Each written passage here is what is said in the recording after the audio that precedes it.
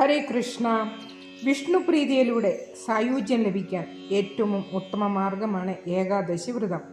ഏകാഗ്രതയോടും തികഞ്ഞ ഭക്തിയോടും കൂടി വ്രതമനുഷ്ഠിച്ചാൽ മാത്രമേ പൂർണ്ണഫലം ലഭിക്കുകയുള്ളൂ.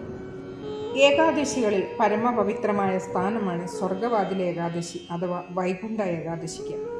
ധനുമാസത്തിലെ വെളുത്തപക്ഷ ഏകാദശിയാണ് വൈകുണ്ഠ ഏകാദശി അഥവാ സ്വർഗവാതിൽ ഏകാദശി എന്നറിയപ്പെടുന്നത്. ധനുമാസ തിരുവാതിരയ്ക്ക് മുമ്പുള്ള ഏകാദശി കൂടിയാണിത്. ഇഹലോക സുഖവും പരലോക സുഖവും ഫലമാണ്. ദശമിയും ദ്വാദശിയിലും ഒരിക്കലുമാണ് ഏകാദശി നാൾ പൂർണ്ണ ഉപവാസം അനുഷ്ഠിക്കണം. ഭജന, സത്സംഗം, പുണ്യക്ഷേത്ര ദർശനം ഇവ നടത്തി ദ്വാദശി നാൾ പാരണ കഴിച്ച് വ്രതം അവസാനിപ്പിക്കണം. ഈ വർഷത്തെ വൈകുണ്ഠ ഏകാദശി 2023 ഡിസംബർ 23 നമ്മൾ ആഘോഷിക്കാൻ പോകുന്നത്. അപ്പോൾ